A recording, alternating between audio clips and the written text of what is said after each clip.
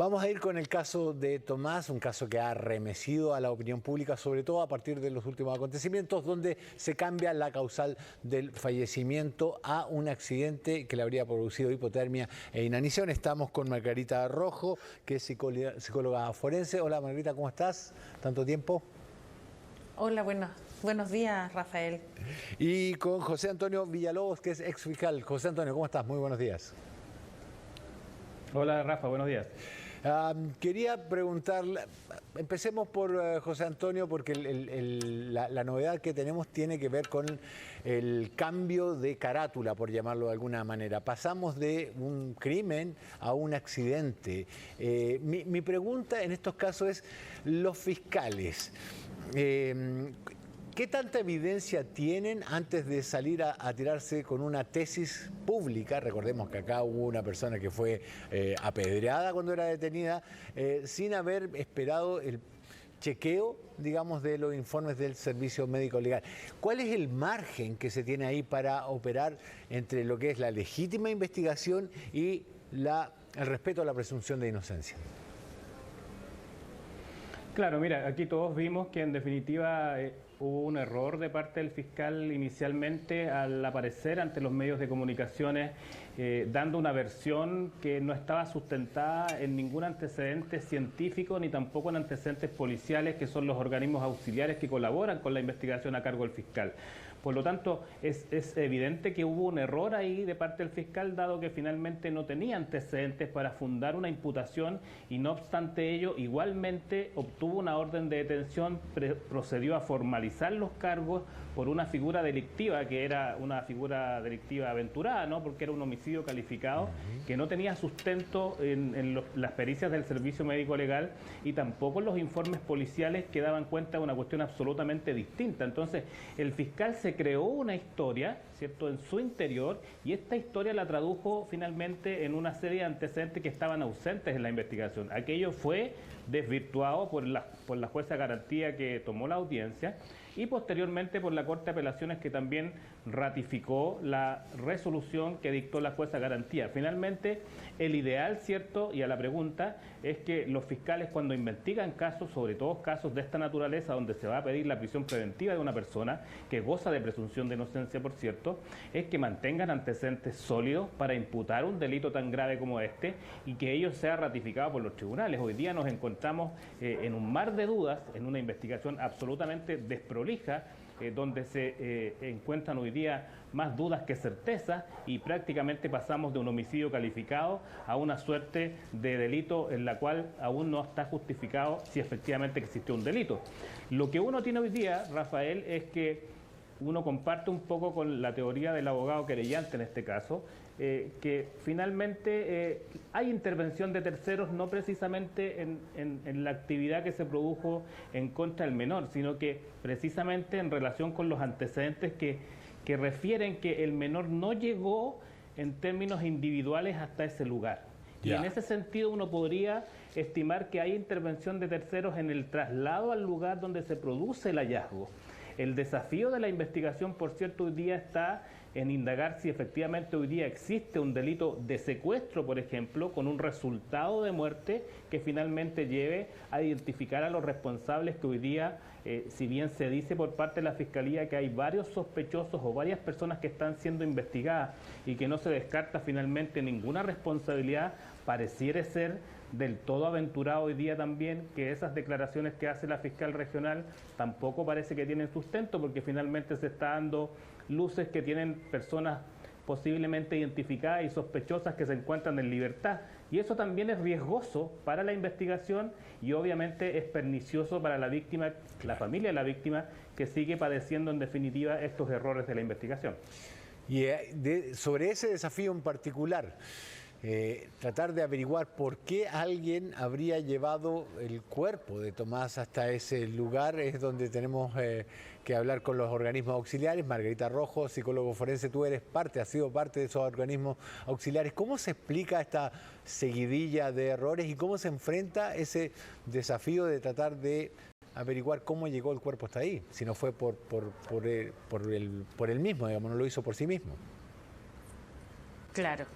Claro, Rafael, la verdad es que es muy poco probable pensar de que ese niño haya llegado por sus propios medios a ese lugar.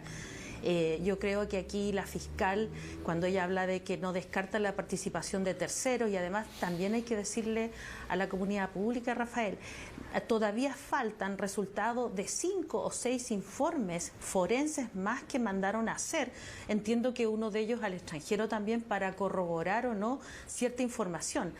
Y por lo demás también, yo sé, Rafael, que aquí hay que tener mucho respeto por la familia, porque en realidad esta doble victimización que sufren las víctimas indirectas en procesos judiciales, es importante decirlo, las sufren, y lo que interesa es que las instituciones vayan amortiguando, vayan disminuyendo ese tipo de victimización secundaria.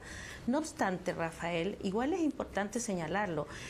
Aquí hay un código penal, el artículo 351 también sanciona, ¿no es cierto?, y ahí el abogado nos podrá dar a lo mejor más luces, a las personas que extravían o que dejan en abandono a un niño menor de edad, ¿no es cierto?, en un lugar inhóspito. Y eso está en el artículo 351, por lo tanto, igual nosotros no podemos decir que el tío abuelo no tiene ninguna responsabilidad, porque sí es responsable de él haber dejado a ese niño en un lugar inhóspito, y además también entendemos que él dijo que fue por ver unos animales. Entonces aquí eso es de reflexión, ¿qué es más importante, un niño o los animales? Yo creo que eso también debe servir para las otras personas. Entiendo que hay idiosincrasias típicas en familia, pero es importante, eso hay que puntualizarlo, acá hay una responsabilidad. Y yo también adhiero a lo que dice el abogado, porque efectivamente aquí hay participación de terceros, o sea, el niño no pudo llegar. Fíjate que yo he escuchado hoy día en la mañana a la abuela materna también decir que ese lugar era imposible que llegara, porque ni siquiera un adulto podía llegar en buenas condiciones hasta ese lugar. Los caminos son bastante escabrosos y con muchas salsalmoras y situaciones donde hay muchas espinas. Entonces, fíjate que el niño supuestamente se le encontraron los zapatos, un zapato a 200 metros de distancia del lugar de hallazgo, otro zapato a 150 metros. Entonces yo no sé si efectivamente el niño tenía huellas, cómo habrá llegado a sus pies, y entiendo que no existen esos elementos para poder decir que el niño llegó caminando por sus propios medios.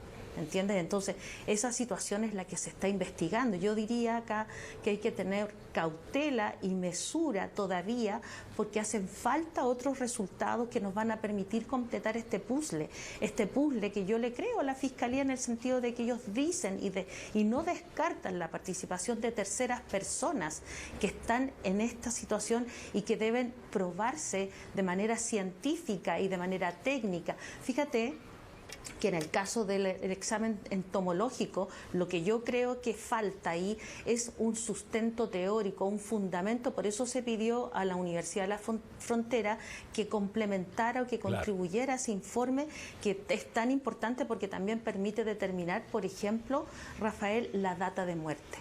Claro. Y respecto de eso, José Antonio Villalobos, exfiscal, ¿cuánto tiempo más podría demorarse con estos antecedentes en forjar una nueva tesis? Porque de verdad el cuerpo de Tomás lleva 2 meses en el servicio médico legal, y el sufrimiento por el que está pasando esa familia parece un poco a esta altura injustificado, o al menos excesivo. Claro, mira, Rafael, uno quisiera que en todos los casos, y en especial en un caso de esta naturaleza, donde tenemos una familia que está sufriendo por no saber qué es lo que le pasó a su hijo, esto fuera lo más rápido y que se llevara a cabo con la mayor celeridad posible.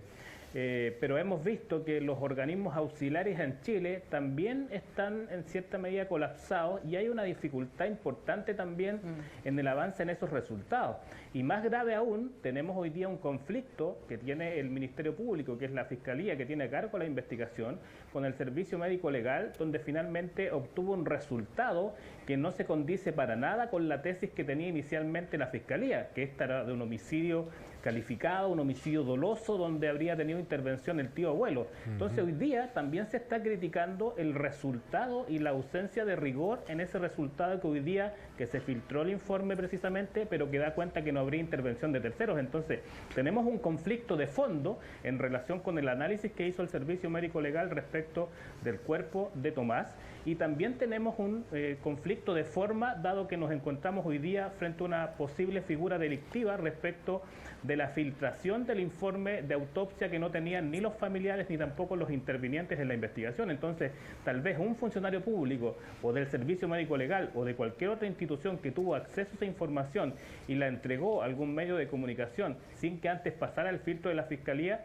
también es una indagatoria que se va a llevar a cabo, pero esto nos pone, Rafael, mucho en un camino mucho más peligroso, porque seguimos finalmente en un mar de dudas que para nada nos lleva a las certezas que requiere la familia y que requiere la comunidad para establecer finalmente cuál es la participación que tuvo el principal imputado en esta causa, y si existen otras personas que hoy día se encuentran en libertad, ¿por qué no se les detiene? ¿Por qué no se les formaliza? Y queremos avances en la investigación. Está bien, se está pidiendo tiempo para que hayan resultados científicos, pero ¿cuánto tiempo más? En un caso de esta naturaleza, el tiempo es súper relevante. La familia necesita finalmente respuestas. La comunidad necesita respuestas al esclarecimiento de los crímenes, y no necesariamente este. Piensa tú, ¿cuántos crímenes hoy día pueden estar en duda respecto a los resultados de las autopsias que hizo el Servicio Médico Legal? Entonces, finalmente hoy día lo que se requiere es celeridad. Tenemos paciencia, pero se requiere celeridad en el ejercicio de la acción penal y en el resultado efectivo de esta investigación. Margarita, nos nombraba 5 exámenes que están pendientes todavía. ¿Cuánto tiempo podrían demorarse para, así de una vez, entregar los restos mortales de Tomás a su familia? O sea, entiendo yo, Rafael, que los restos van a ser entregados ya la próxima semana por los trascendidos de la prensa. Lo que ocurre es que se tomaron todos los exámenes posibles según lo que han referido. Y eso vamos a tener que, como decía el abogado, no sabemos si es así o no, pero tomaron todos los exámenes. Fíjate, Rafael, que igual es importante, yo sé que las personas y tú y la gente en común y corriente no entiende la complejidad de estos casos, porque uno tampoco puede reaccionar de manera agresiva ni violenta, sino que tiene que entender que, fíjate, Rafael, hay exámenes que toman mucho tiempo. O sea, cuando se hablaba del ADN, imagínate, este ADN es un ADN nuclear, no es un ADN que vas a tomar un laboratorio y tú tienes todo limpio. Acá tenemos contaminaciones de bacterias, todos los fluidos. Imagínate lo que significa separar ADNs, ¿no es cierto?, que pueden ser similares de ADNs que no pertenezcan. Levantar la muestra, después mandar al laboratorio, después interpretar esa muestra. Hay cortes histológicos, hay exámenes histológicos que también podrían estar dando cuenta de elementos que podrían contribuir a este puzzle. Fíjate que en el caso de Michael Jackson se demoraron 3 meses en hacer exámenes toxicológicos. Entonces hay que entender que a veces los laboratorios, porque tienen que tener tiempo en que las muestras tienen que reaccionar a ciertos reactivos, ¿ya? Y eso toma un tiempo. Entonces yo creo que aquí lo mejor es la mesura. Yo entiendo que se están haciendo los trabajos, se ha invertido bastante esfuerzo en hacerlo, en aclararlo. Yo de verdad que lamento muchísimo lo que ha ocurrido, que se sepan informes de una manera no formal, porque eso tendría que haber llegado primero a la Fiscalía y después la Fiscalía comunicando a los padres, a las personas intervinientes, y no así. Entonces sabemos, sí, Rafael, que existen exámenes. Inclusive tenemos entendido que hay exámenes que mandaron al extranjero, porque probablemente nosotros no tengamos las tecnologías para poder establecer de manera científica los resultados. Necesitamos consistencia. Es más, lo que yo te decía en cuanto al entomólogo, o sea, el entomólogo tiene una vasta experiencia en la praxis, en la práctica, él se formó, y le falta la parte del fundamento teórico, la ciencia, es decir, qué respalda, qué conocimientos científicos tenemos que lleguen a esas conclusiones, que arriben a esas conclusiones. Entonces todo esto, y fíjate que él es el único en Chile, entonces todo esto se va fusionando, se va complementando para llegar a un resultado óptimo. Pero igualmente yo creo que la teoría del caso acá que se adhiere es que efectivamente hay participación de terceros, y no sabemos, Rafael, una hipótesis, porque hay que ver varias hipótesis. No sabemos si el niño lamentable fue privado de su libertad, si el niño a lo mejor fue lamentablemente dejado en esas condiciones para que pareciera que no hubo intervención de terceros. Y eso también se debe investigar, porque lo que sí estamos viendo es que aparentemente por todos los elementos sí hay intervención de terceros, y eso es lo que se tiene que determinar. Margarita Rojo, José Antonio Villalobos, les quiero dar las gracias a ambos, psicóloga forense y ex fiscal, les quiero dar las gracias a ambos por este contacto con Chilevisión y con CNN. Muchas gracias, que tengan una muy buena jornada. Y en torno a esto, a lo complejo que ha sido este caso, un caso que sacudió a la opinión pública, es importante poner un poco el acento en lo prudente que resulta que estas investigaciones se hagan de manera discreta, silenciosa, antes de levantar una tesis pública.